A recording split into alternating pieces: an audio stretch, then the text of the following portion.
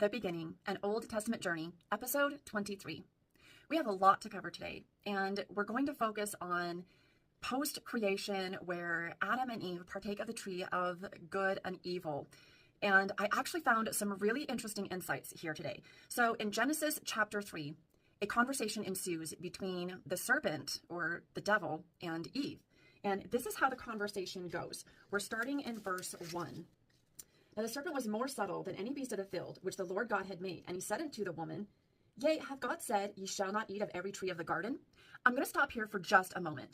Now, every serpent that crawls the earth is not necessarily there to beguile humans. And it's not that God made the serpent to be possessed by the devil.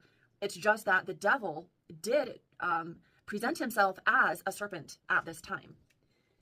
He said, Yea, hath God said, Ye shall not eat of every tree of the garden? And the woman said unto the serpent, We may eat of the fruit of the trees of the garden. But of the fruit of the tree, which is in the midst of the garden, God hath said, Ye shall not eat of it, neither shall ye touch it, lest ye die. Now, let's recognize the pattern of what Satan is doing here. He's questioning Eve about her knowledge and what she knows about what she's allowed to partake of in the garden and what she isn't. And then Eve, as the serpent wanted her to, defines what is okay and isn't okay. The serpent said unto the woman, Ye shall not surely die. So he contradicts what God has told him. For God doth know that in the day ye eat thereof, then your eyes shall be opened, and ye shall be as the gods, knowing good from evil. This is when Eve starts to question, wait a minute, God said I'm not supposed to eat it, but the serpent is telling me that it might be good for me. It looks good, it seems desirable, and she made the choice to eat it. Then Adam also partook of the fruit. It wasn't very long, but they recognized that what they did had been wrong because it was the tree of knowledge of good and evil. God comes and asks them what has happened.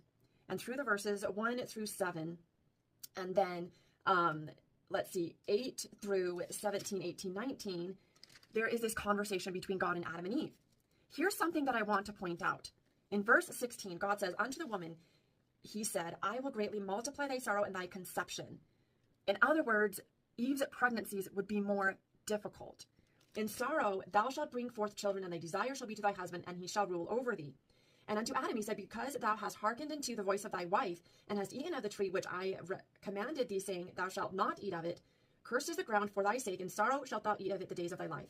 Thorns and thistles shall it bring unto thee, and thou shalt eat herb of the field, and the sweat of thy face shalt thou eat bread, till thou return to the ground, for of it wast thou taken, for dust thou art, and unto dust thou shalt return. Now this is saying that Adam is going to experience physical difficulty. Here's my observation. The woman's difficulty becomes internal, and the man's difficulty becomes external. This is where I'm going to leave you today with these thoughts, and we'll see you next time.